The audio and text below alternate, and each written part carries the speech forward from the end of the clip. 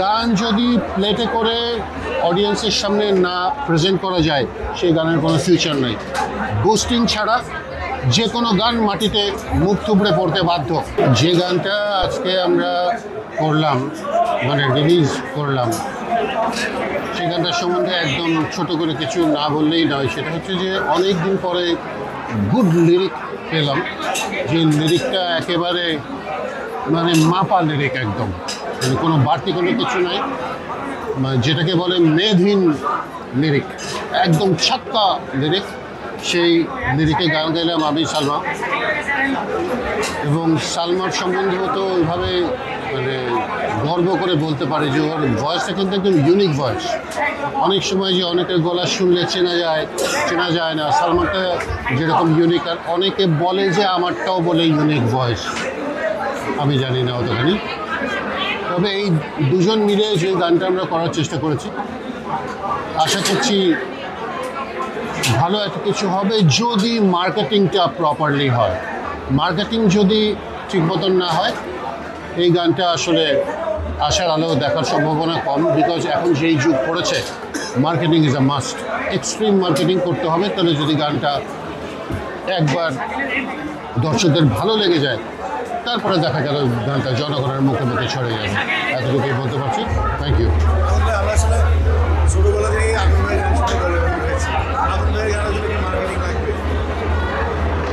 আগুনের গানের জন্য মার্কেটিং লাগবে, হ্যাঁ লাগবে। বিকজ এটা আসলে অনস্বীকার্য এখন যে যাই হোক, গান যদি প্লেটে করে অডিয়েন্সের সামনে না প্রেজেন্ট করা যায় সেই গানের কোনো ফিউচার নেই। বুস্টিং ছাড়া যে কোনো গান মাটিতে মুখ থুবড়ে পড়তে বাধ্য। আমি কতটা শুনতে খারাপ লাগলেও আমি এটা বলছি, বুস্টিং ছাড়া কিচ্ছু হবে না।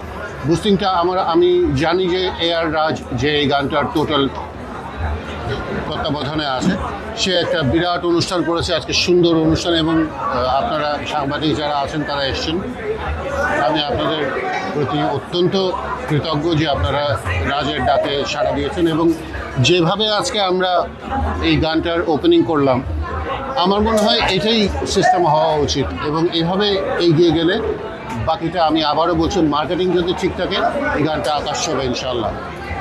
2024-এ আগুন ভাইয়ের কিছু নীতি কথা, সেটা হচ্ছে যে তারুণ্যের জোয়ার, যেটা মার্কেটিং করতে হয় না, যে কথাগুলো সারা বাংলাদেশে আমি শুনেছি, বিশ্বাস করেন তা করি।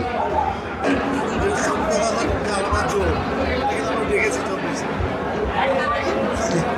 সেই সম্বন্ধে আসলে এখন আর কিছু বলতে চাই না, যা বলেছি ওটা দর্শক শুনেছে। বিকজ একটা বক্তব্য, নর্মাল একটা বক্তব্য 8 মিলিয়ন ভিউ, এটা নর্মাল ব্যাপার না আসলে। কীভাবে এইটা অবশ্য বুস্টিং ছাড়া কীভাবে হয়েছে তা আমি জানি না। আমার মনে হয় কিছু কিছু শক্ত কথা বলেছিলাম ওখানে, সেই কথাগুলো ইয়াং জেনারেশনের ভালো লেগে গেছে বলেই হয়তো এই অবস্থা ওই ভিডিওটা। আমরা দেখেছি কিন্তু যে গান হচ্ছে যে একটা শক্তি, মানে গানের কোনো করা, গান দিয়ে কিন্তু একটা যুদ্ধে জয় করা সম্ভব, এটা আপনার সাথে নিঃসন্দেহে তাই, নিঃসন্দেহে। সেটা যদি বলতে আমরা দেখেছি কিন্তু গেল 5 আগস্ট গানের একটা জুলাই আগস্টের একটা ব্যাপার ছিল, সেখানে আপনি ওইটাকে কী করে দেখবেন? গান তো যে কোনো যুদ্ধকেই মানে খেলা দেয়। যেরকম এবারের এই যুদ্ধতে তো আমি দেখলাম যে বাংলাদেশের প্রচুর জায়গায় আমার ওই 71-এর মুক্তিযুদ্ধের দল এই গানটা বেজেছে। এইভাবে এত কিছুর সাথে যে নিজেকে সম্পৃক্ত করতে পেরেছে। আমি অবশ্য সেখানে যাইনি, আমার ছেলে গেছিলো, আমার ছোট ছেলে সেই মিছিলে ছিল। আমি তাকে মানা করিনি, বলেছি যা। ও বলেছে বাবা আমি যেতে চাই, দেখতে চাই ওখানে কী হয়। বলেছি যা দেখে আয়। অনেকে আমাকে জিজ্ঞেস করছে যে আপনি গেলেন না কেন? তখন বলেছি আমার যাওয়া লাগেনি, আমার গান ওখানে বেজেছে, এটাই আমার জন্য একটা বিরাট প্রাপ্তি। আগামীর বাংলাদেশ আবার তারুণ্যের জোয়ারে ভেসে যাবে এই আশায়, আর এই গানটার অসম্ভব সুন্দর একটা ভবিষ্যতের আশায় আজকে সবার থেকে বিদায় নিচ্ছি। Thank you so much.